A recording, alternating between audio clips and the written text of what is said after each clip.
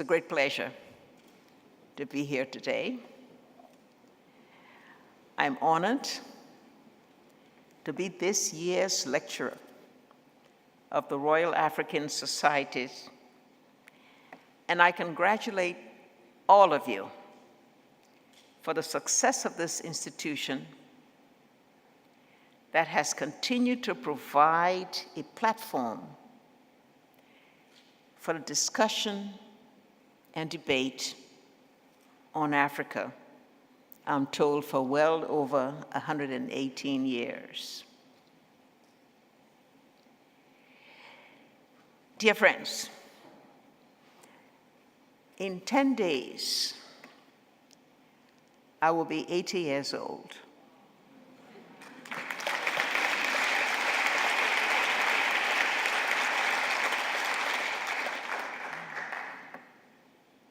At this point in my life's journey, I'm not bashful about my age. I celebrate it, all 8 decades of it.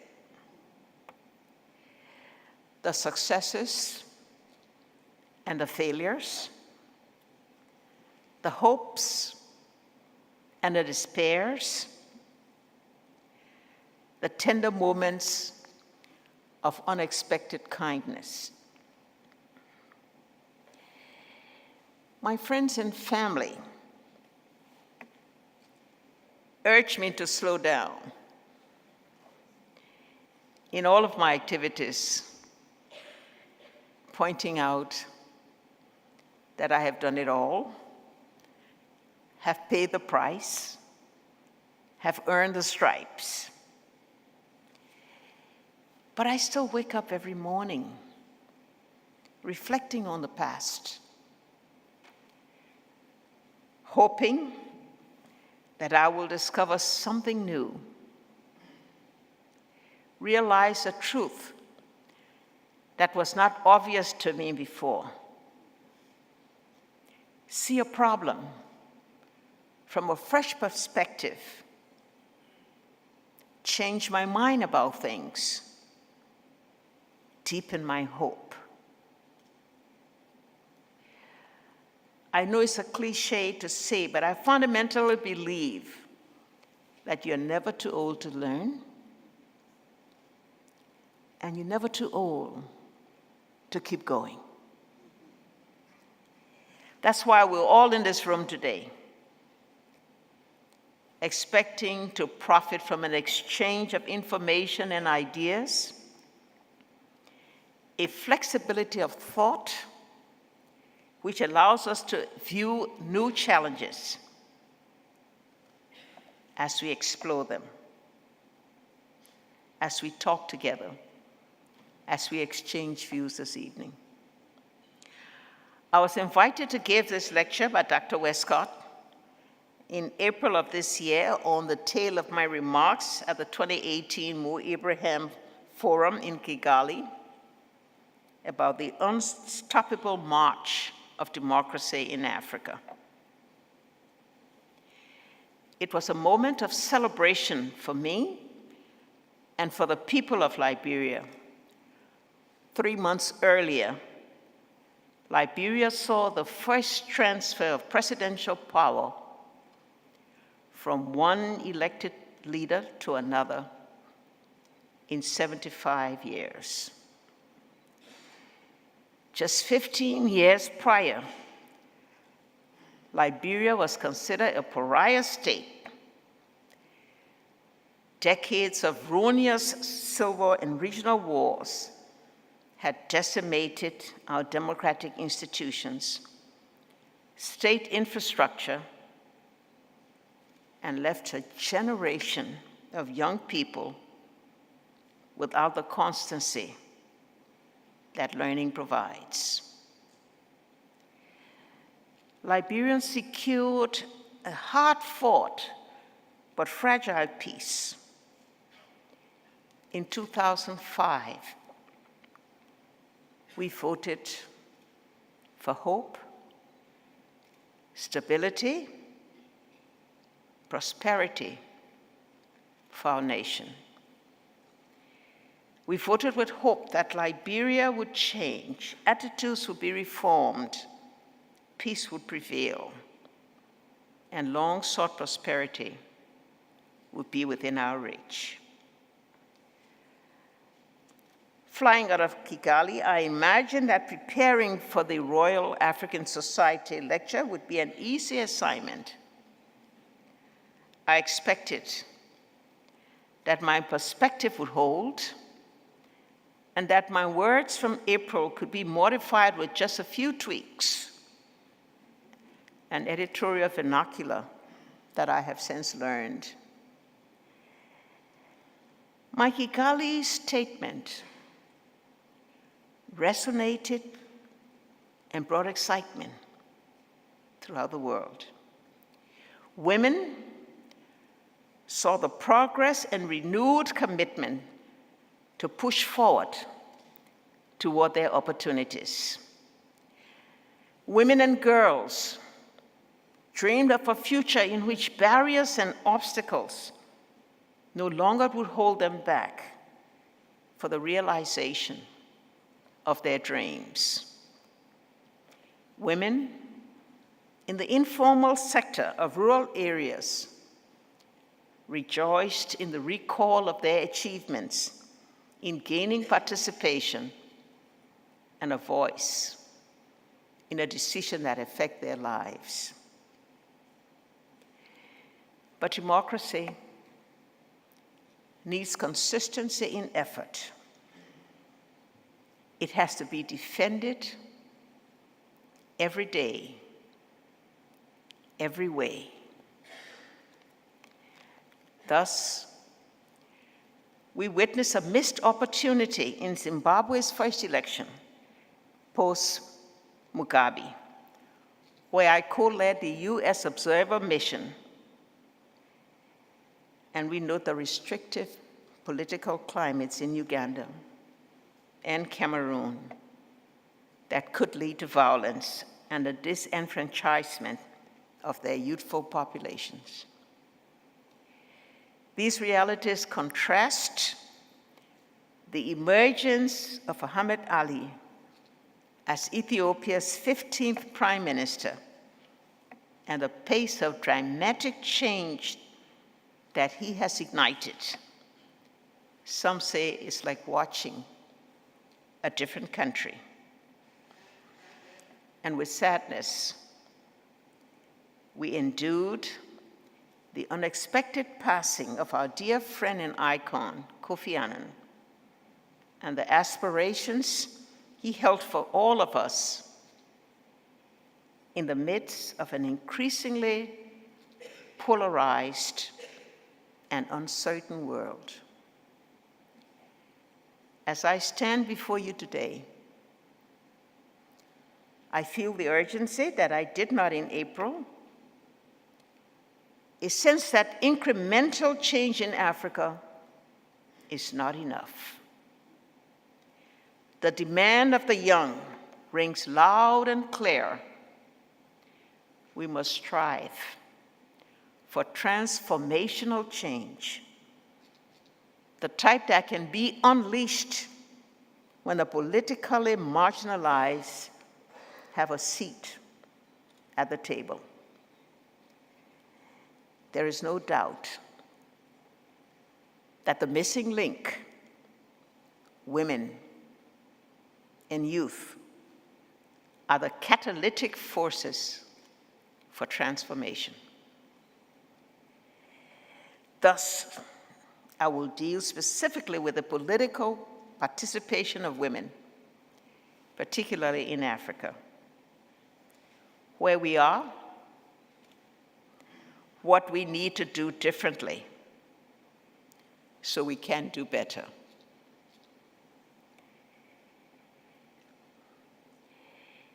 Ladies and gentlemen, there's much to celebrate today.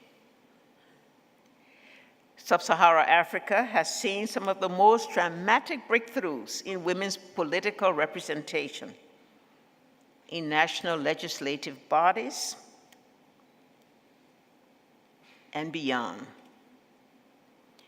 According to the Brookers Institution, the number of female legislators on the continent more than doubled within the last 20 years, growing from 9.8% in 1995 to 23.2% in 2016. At the national level, 5 of the world's top 15 countries for the number of women in parliament are found in Africa.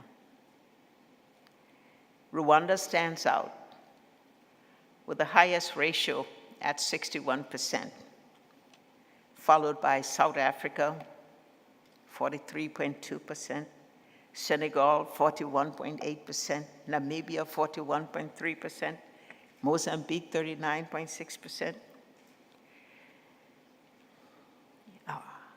West Africa is a little behind, but we're getting there. 8 other African nations have parliaments with more than 30% female membership. These numbers, at face value, show 22 African countries outperforming more developed democracies across the globe. Africa has produced women trailblazers who inspire young girls across the continent to get involved in political and civil life. These extraordinary women include Ngozi Okonjo-Iweala of Nigeria, the late Wangari Maathai of Kenya, Joyce Banda of Malawi, Graça Machel of Mozambique. Our main heroine, the late Winnie Madikizela Mandela of South Africa, Catherine Samba Panza of the Central African Republic, and Amina J. Mohammed of Nigeria, who is now United Nations Deputy Secretary General. There are many more, but these do blaze the path that we look at and we follow. In Liberia's recent 2017 elections, women participated strongly, including 1 presidential candidate and 6 vice presidential candidates, one of which was successful. Moreover, unprecedentedly, close to 160 women sought seats in the legislature. Most did not win, but the change in ambition, the desire for participation, the chance to become a leader demonstrated how things have evolved. As of February 2018, a total of 20 women held the highest offices in their countries as head of state of government. But this represented just 6.3% of total world leaders. And even so, a slight decrease from 2017. We applaud the United Kingdom for continuing strong leadership, exemplified by Margaret Thatcher, Theresa May, Baroness Chalker, who supported Liberia in her development in her role as Development Secretary, Baroness Valerie Amos, whom I met once again at the Mo Abraham Foundation board meeting this week. In terms of global parliamentarian representation, Europe, excluding the Nordic countries, have representation at 24.8%, and the Americas at 27.7%. In the business arena, female CEO at Fortune 500 companies are on a decline, dropping from 32 in 2017 to 24 as of June 2018. Women in the United States as chief executives of the 500 top 500 companies rank only 5%. But things do change. Sensitization is taking hold. The need for gender equality was pushed a bit further last week when the Nobel Prize Committee granted the Nobel Peace Prize to two champions who have taken courageous action to combat violence against women. Nadia Murad of Iraq, who herself a victim, campaigned to free her people and end sexual assault as a weapon of war. And Dr. Denis Mukwege of the DRC Congo treated tens of thousands of women of rape, victims of rape, an affliction well known to my country, Liberia. However, if you look beyond the statistics, you will see that true governing powers remain largely closed to women. Women in the political and corporate arenas face similar barriers to accessing and retaining leadership roles.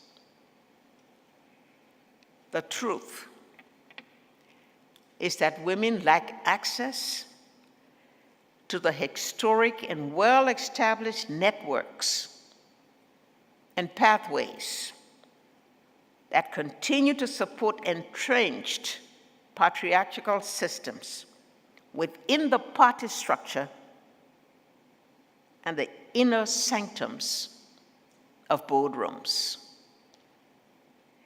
Moreover, persistent gender biases, both conscious and subconscious, unfairly relegate women to pre-constructed cultural, political, and economic silos, which hinder the education and advancement of women and girls. Obstacles to political participation of women are beyond the patriarchal and misogynistic. They are institutional, societal, and cultural. They come from a legacy of winner-take-all politics, from states where power is highly centralized, and from weak institutions where accountability to the people is still aspirational. If we aspire towards transformational change, we need to move beyond counting the few achievements of women at the highest level. We must seek to build a strong and well-sourced bench across a wider cross-section of society And we can't do this alone.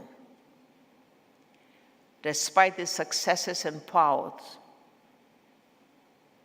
of the Me Too movement and the global wave that it now represents, we must also consider others disenfranchised from the political process and take them along with us. I speak essentially of the youths,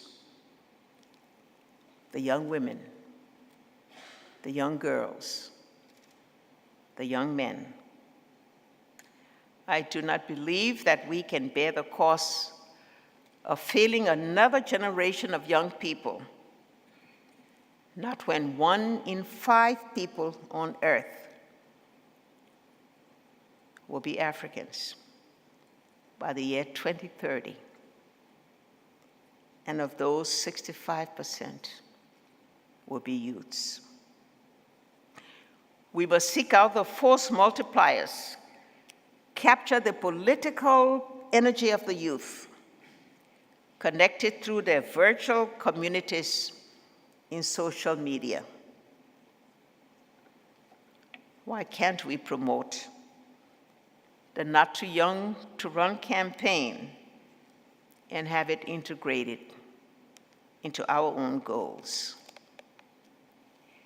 We need a coalition of the politically disenfranchised, connected by a shared vision for fundamental change. We need to engage civil society, non-governmental organizations with their transnational networks, religious and faith-based institutions, journalists, entrepreneurs, academics, artists, and entertainers, those advocating for the disabled, the economically disempowered, the peri-urban and rural dwellers. We must all move out of our safe and confined spaces. An obstacle to one is an obstacle to all. I would now like to prioritize in a coalition of the politically marginalized some of the issues, some of the actions that need to be taken. Each point that I make could very well be built into a speech of its own, providing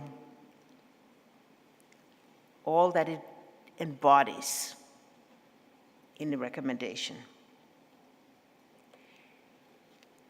Endemic corruption, patron clientelist politics in Africa is the most formidable barrier to making democracy work. It must be fought with all the tools available. There must be no place to hide from it, for it takes away all of the energy and motivation required to make the progress we seek. Institutions must be made stronger than the individual. There's no substitute for this in Africa or anywhere in the world. This transference cannot be imposed. It must be demand-driven. The citizens need to be empowered through civic education, decentralization of government. Democracy must be practiced at the community level for the fullest effect. We must ensure that power and support come from one's own people. That's the only way it is sustainable. While the club of legacy leaders grows smaller, the damage they inflict moves beyond borders and across continents. For many of those, we say love of country is about letting go. When the time comes, one must pass the baton and allow someone to carry the work, to achieve the goals, to fulfill the agenda. We must take on constitutional reform to address malpractices and inequities. Campaign finance law is essential, as in many of our African countries, unregulated monies pollute a political system to a point where the voter will become unrecognizable. Quotas, well in place in many places, would need over time to be phased out, but can be used as a tool to address inequities for women, for the disabled, and for many others who were left behind and have not been a part of the decision made at the table. Regional and local leaders need to be elected locally as a means of accountability of the office and empowerment of the citizens. Such appointments should not be the spoils of presidential elections. And when they are, they tend to be one of the greatest sources of political disenfranchisement. Access to information and education, fundamental to our collective effort, fundamental to motivation, to inspiration for those who seek office. We need to go beyond the campaign cycle, the electoral cycles, in getting information, in allowing access that will enable those who seek political office to have the assurance they need. We need to codify and reinforce efforts with regulations and institutions with the authority to legally uphold the rights of women and girls. It is not enough to have a constitutional change, constitutional reform that safeguards the rights of women. It is not enough to have a statute or law that calls for the protection of women from violence. If these cannot be enforced or implemented within the rule of law, the journey toward transformational change can start with one step, one brave woman,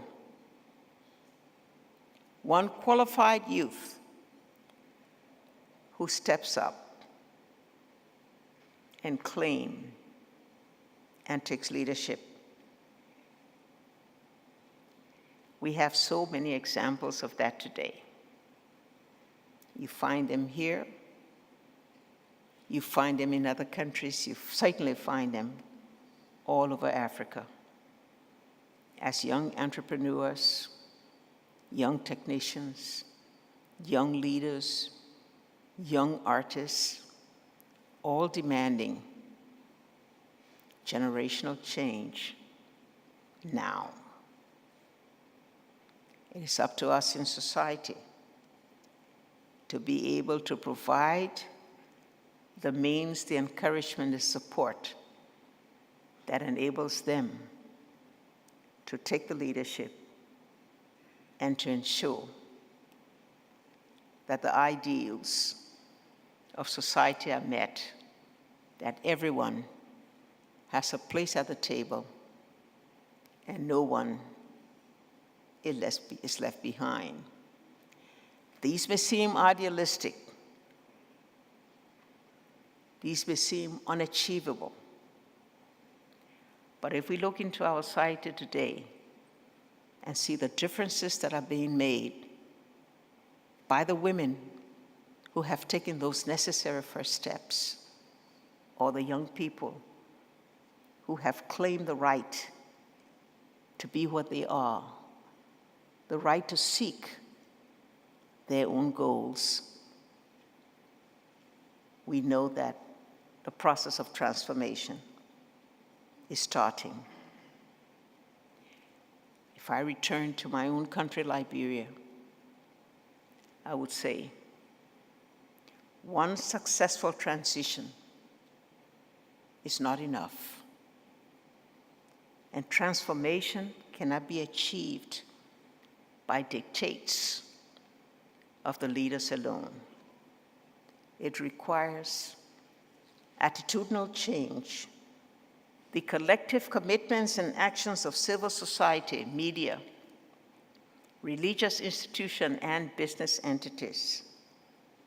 As we herald the transition and identify the potential, concerted efforts will be required for the transformation process to gain momentum. The future of our continent, I dare say the future of the world, will be in the hands of the young men and women, those empowered through education and new technologies, those who are part of the not too young to run generation, and those willing to take on the sacrifices that come with nation building. They are the change makers. They represent a coalition of those dedicated to making democracy work and breaking down barriers.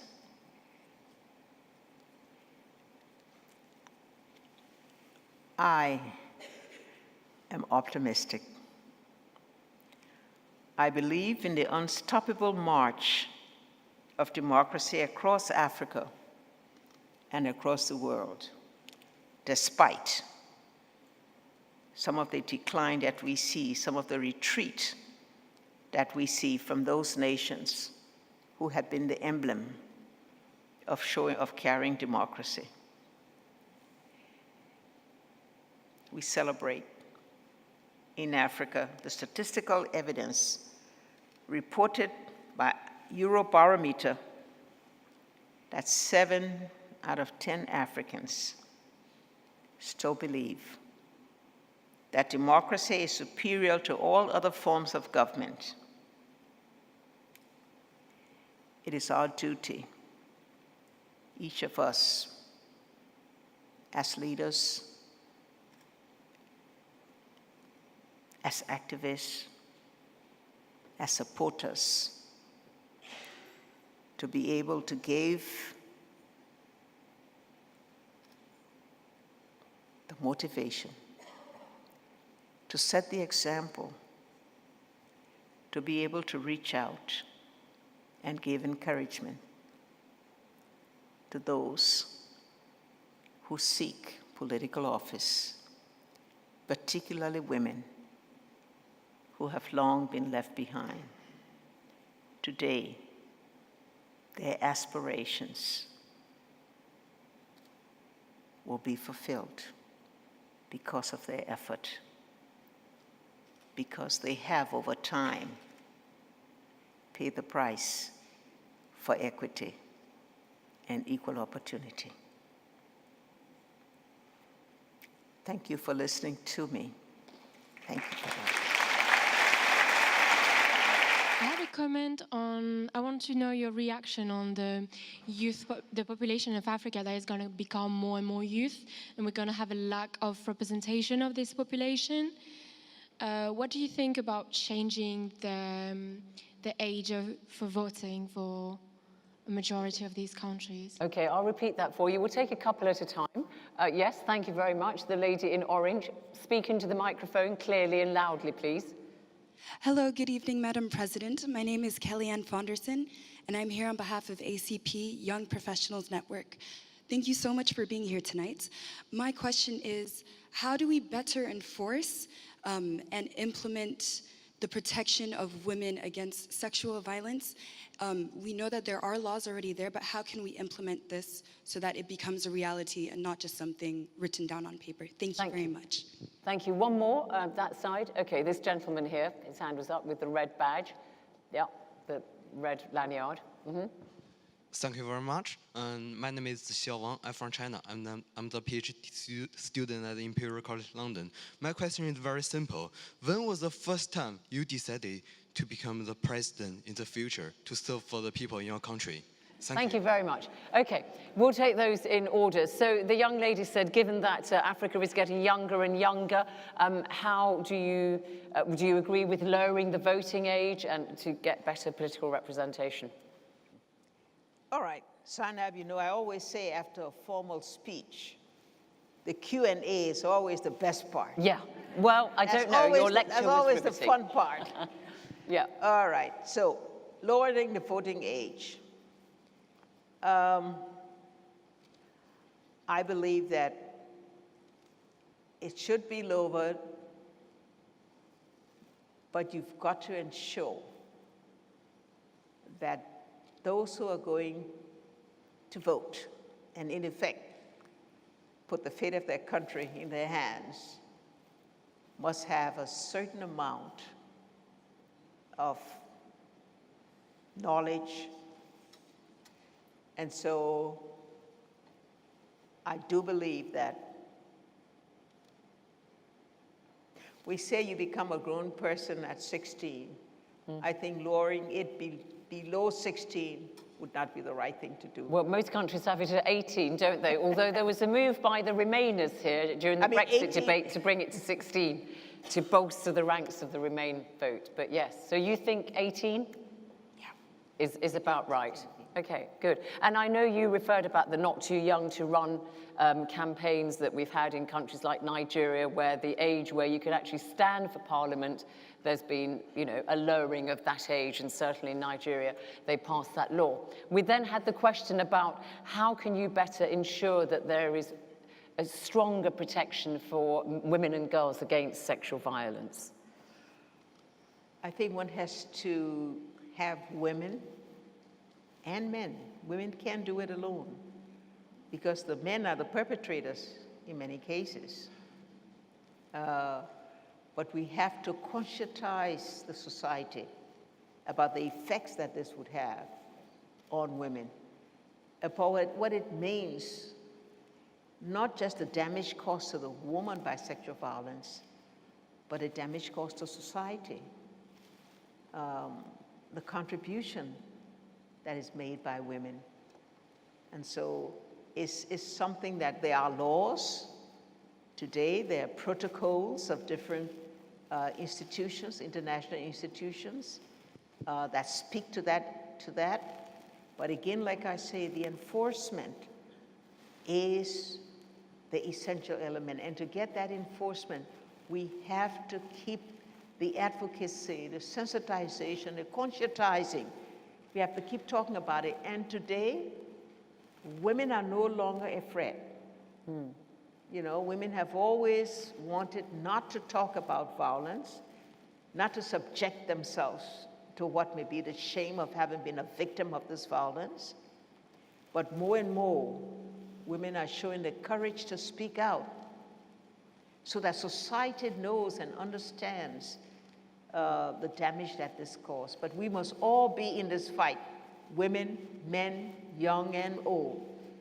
That's why you said that you applauded the recent, award of the Nobel Peace Prize to Dr. Dennis and Nadia Murad, which really puts the spotlight, doesn't it, on this issue of sexual violence against women. Absolutely. You talked about women's rights, obviously, but I mean, I'm sure that you would agree that when we talk about women's rights, it's important to include sexual and reproductive health rights as well in that debate, which feeds into ensuring that we have a more robust framework against sexual violence. Yes, we do. We need more. We need women to speak out more about that. We need to assert their right in this regard.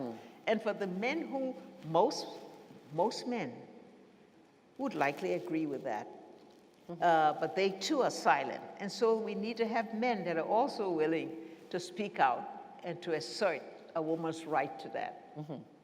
Then when did you decide to become president? Because you married very young and you had 4 children by the time you were in your early 20s. You went to the United States with your husband at the time. You studied, you worked in the Ministry of Finance and so on. You ran for elections in 2005 to become president. You became president. When did you decide, was the question, that you wanted to become president of Liberia? I come from the old age group. And so I didn't wake up one morning at 15 years old and say, I want to be president. It didn't work that way in those days. But when I made my first critical speech of a government in which I served, and I got past it, and I moved on and did another one a few years later and got past that and didn't get and then maybe when I ended up in jail.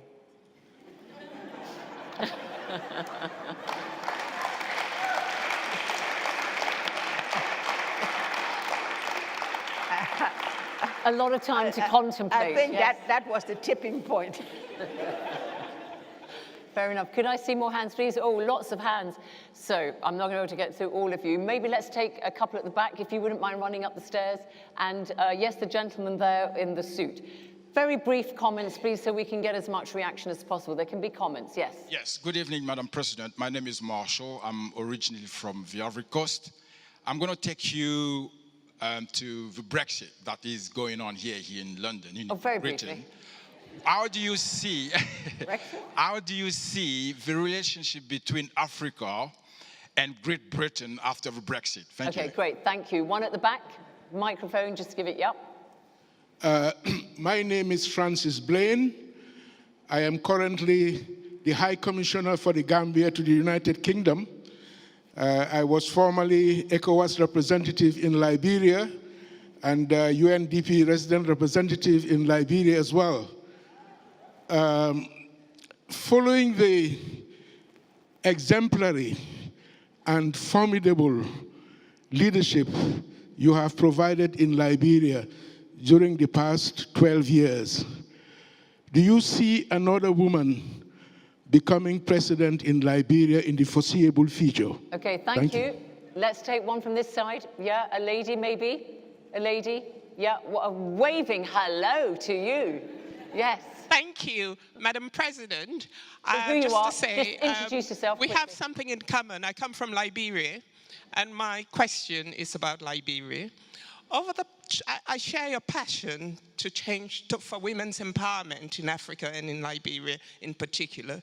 But you will agree with me, rural poverty is endemic in Liberia, as in many other countries.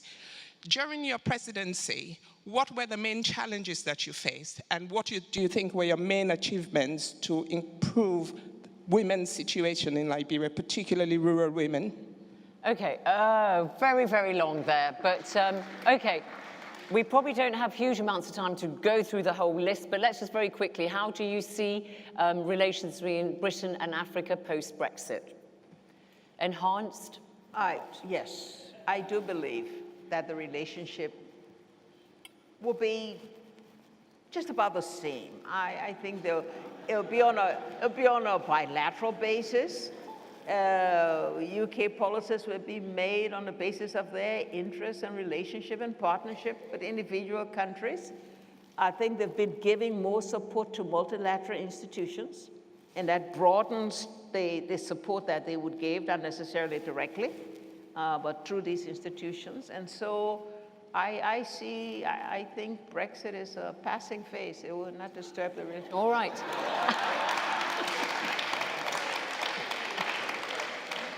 Then I got a good reaction here. Do you see another woman candidate emerging in Liberia as a potential president? Oh. Not only do I see it, I will work for it. Okay, great answer. And let's just condense the question from your compatriot. Rural women, the status of rural women. What did you do? Let me say that, in fact, that was my main area of concern in Liberia. This is why I established 2 foundations with support from not our own resources, but from friends abroad. One was to improve the living conditions of market women. And so building markets, establishing literacy, training programs in the markets, ensuring that we had support for teachers in rural areas, and we had a program that did that. Reconstructed schools, trained teachers, gave scholarship to girls, appointing women at the local levels. We have chiefs that now were women. We had several of the rural cities that had women mayors. And my greatest joy was the ability to get the women to be part of these town hall meetings, to the place where they were accepted by men. And the last thing they would say to me is, Madam President, you give us a voice. Okay. With that voice, they've already on the way. Great, thank you. So just time for 2 more. A microphone to Richard Dowden, former director of the Royal African Society, and then this gentleman. Very brief comments, and then I've got to call it a day. Yeah. Oh, it was behind you, but okay. Oh. Yeah, that's it. Just a couple of very quick, brief comments. And this lady here, we'll end on a lady. Sorry. This lady here.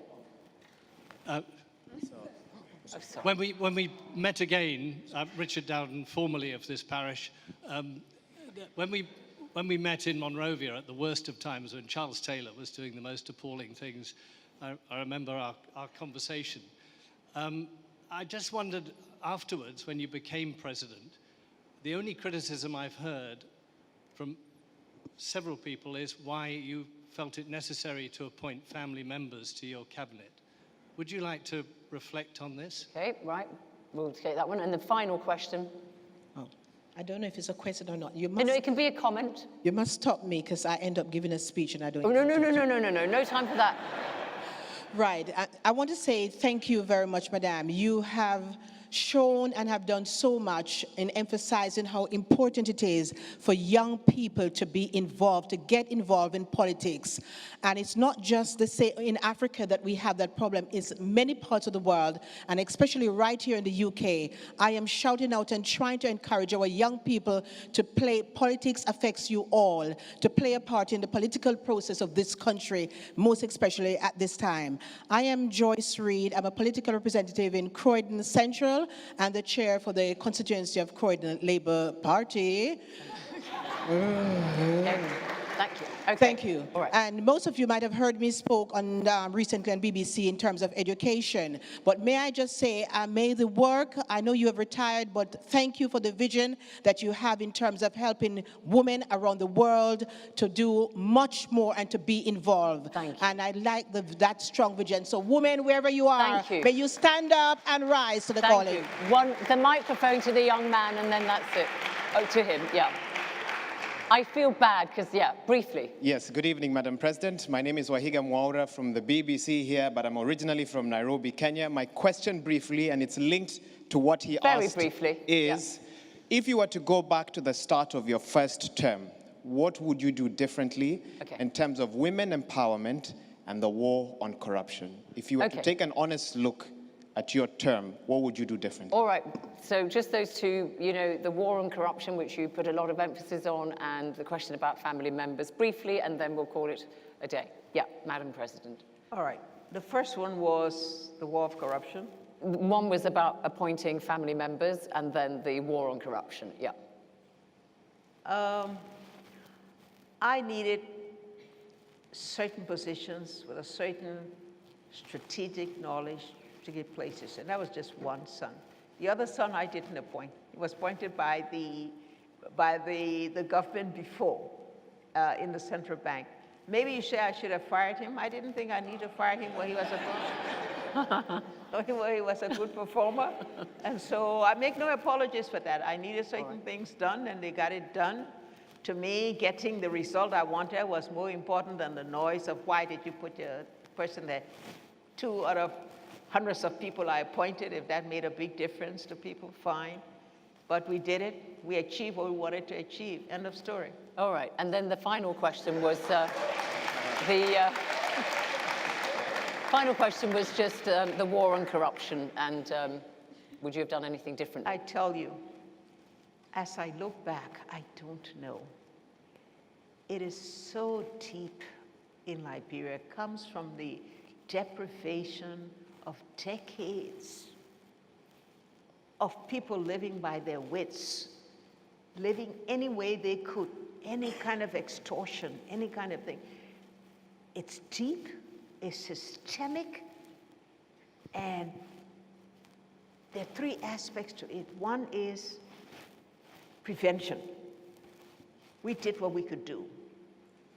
Build the integrity institutions, ensure proper compensation, put in financial systems, ensure that the laws are there.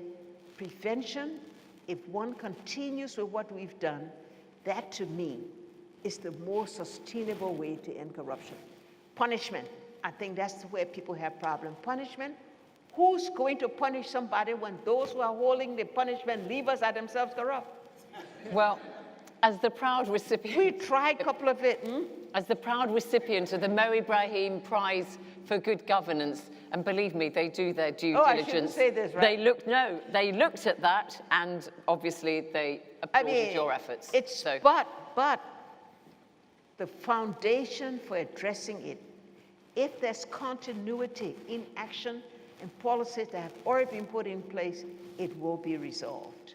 And if through improving people's incomes, they now become more independent and can handle their livelihoods, again, that's going to make a big difference. So it was a big problem. Madam President, thank you very much. That's absolutely terrific. I want to invite Dr. Nick Westcott to give the vote of thanks to... I'll keep this very brief, but you have given what I would consider an absolutely inspirational speech. There are...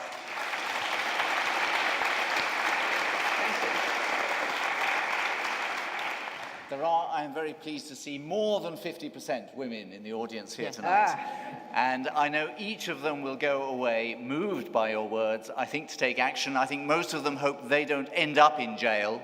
But your fortitude and determination to rectify that imbalance, I think, is an inspiration to us all. And even, I would say, also to the men amongst us who recognize that that has got to happen and the world will be a better place when it is. So thank you for your words. And also forward 80th birthday for the 29th of October later this month. Happy birthday. In advance. Thank you, thank you. Woo! Thank you. Woo! Thank you.